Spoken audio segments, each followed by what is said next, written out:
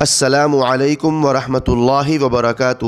محترم سامعین کرام، جوائنٹ پارلیمنٹری کمیٹی بھارت کے 5 ریاستوں میں 26 ستمبر سے 1 اکتوبر تک غیر رسمی میٹنگز کرنے جا رہی ہے، جس میں مختلف لوگوں سے رائے لے گی۔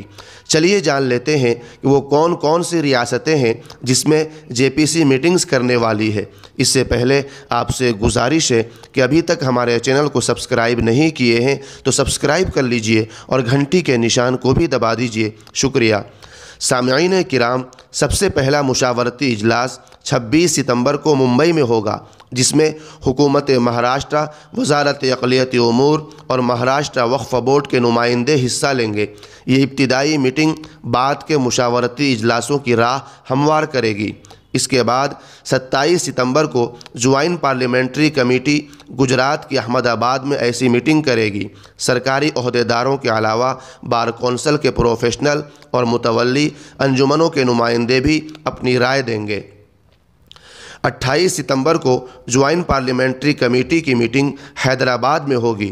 حیدرآباد وہ شہر ہے جہاں ہندوستان کے کئی ممتاز وقف جائیدادیں موجود ہیں۔ حیدرآباد کی میٹنگ میں آندھرا پردیش اور تلنگانہ کے وقف بورڈز کے علاوہ ریاستی اقلیتی کمیشنوں کے نمائندے بھی حصہ لیں گے۔ چھتیس گڑھ وقف بورڈ کے عہدیدار بھی اس میٹنگ میں موجود ہوں گے۔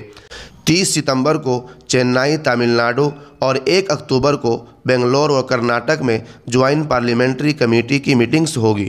تو محترم سامعین کرام، جیسا کہ آپ نے سنا کہ وقف امینڈمنٹ بل 2024 کو لے کر جوائنٹ پارلیمنٹری کمیٹی کب اور کہاں میٹنگز کرے گی، اس سے متعلق آپ کی کیا رائے ہے؟ کمنٹ باکس میں اپنی رائے کا اظہار ضرور کیجیے گا۔